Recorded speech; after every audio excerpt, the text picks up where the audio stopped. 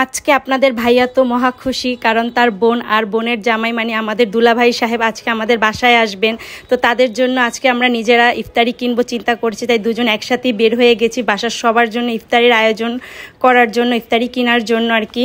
তো রাস্তায় তো অনেক জ্যামজট থাকে, তাই আর গাড়ি নিয়ে বের হলাম না। তাই চিন্তা করলাম আজকে অটোরিকশা দিয়ে ঘুরে ঘুরে বাসার সবার জন্য যেখানকার জনপ্রিয় খাবার সেগুলো চুজ করে করে সবার জন্য ইফতারি কিনবো, মানে যেই দোকানের যে বিখ্যাত খাবারগুলো সেগুলোই আজকে সব আপনাদের ভাইয়া তার বোনের পছন্দের খাবারগুলো নিচ্ছে, কারণ তার বোন অনেক দিন পর আসছে যেহেতু, সে তো অবশ্যই তার পছন্দের খাবারগুলিই নিবে। আর আমিও তাকে হেল্প করছি যে কোনগুলো নিলে সবচেয়ে ভালো হবে। তো আর কেন জানি আমার কাছে রমজান মাসটা অনেক ভালো লাগে, আমি জানি না, সেই ছোট থাকতেই আমার কাছে অনেক ভালো লাগে। আপনাদের কার কার কাছে এই রমজান মাসটা খুব ভালো লাগে অবশ্যই কমেন্টে এসে জানাবেন আমাকে। আর আমাদের অলমোস্ট অনেক কিছুই কেনাকাটা করে ফেললাম, এখনো আরো অনেক কিছু কেনা বাকি।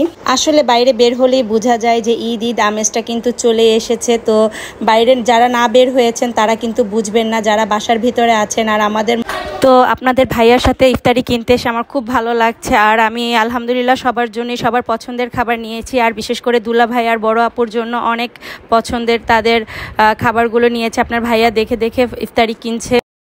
তো বাসার সবার পছন্দের ইফতার নেওয়ার পরে আমাদের অলমোস্ট সব কিছুই কেনাকাটা শেষ। তো আমরা এখন বাসার উদ্দেশ্যেই চলে যাচ্ছি।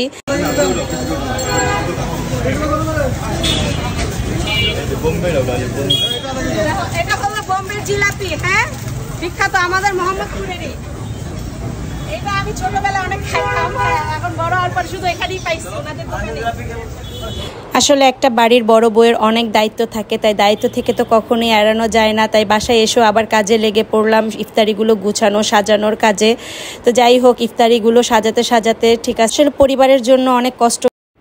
তো আজ অনেক দিন পর পরিবারের সবাই একসাথে বসে ইফতারি করব, আর একসাথে বসে ইফতারি করার কোনো কিছু করার মজাই আলাদা। তো আপুরা সবাই আমাদের বাসায় এবার ঈদ করে যাবে, আমরা সবাই একসাথে ঈদ করব। তো বাসার সবাই তো অনেক খুশি, আপু এবং ভাইয়া এসেছে আমাদের বাসায়। তো আপনাদের ভাইয়াও অনেক খুশি, বোনকে এতদিন পর কাছে পেয়ে সে বোনকে নিজের হাতে খাইয়ে দিচ্ছে। আর দুলা ভাইয়ের খাতিরদারিতে তো কোনো কমতি হবে না, তাকে তো অবশ্যই আপ্যায়ন করতে হবে। তো আজকের জন্য আজকে আপনাদের ভাইয়া তো মহা খুশি, কারণ তার বোন আর বোনের জামাই মানে আমাদের দুলাভাই সাহেব আজকে আমাদের বাসায় আসবেন। তো তাদের জন্য আজকে আমরা নিজেরা ইফতারি কিনবো চিন্তা করছি, তাই দুজন একসাথেই বের হয়ে গেছি বাসার সবার জন্য ইফতারির আয়োজন করার জন্য, ইফতারি কেনার জন্য আর কি।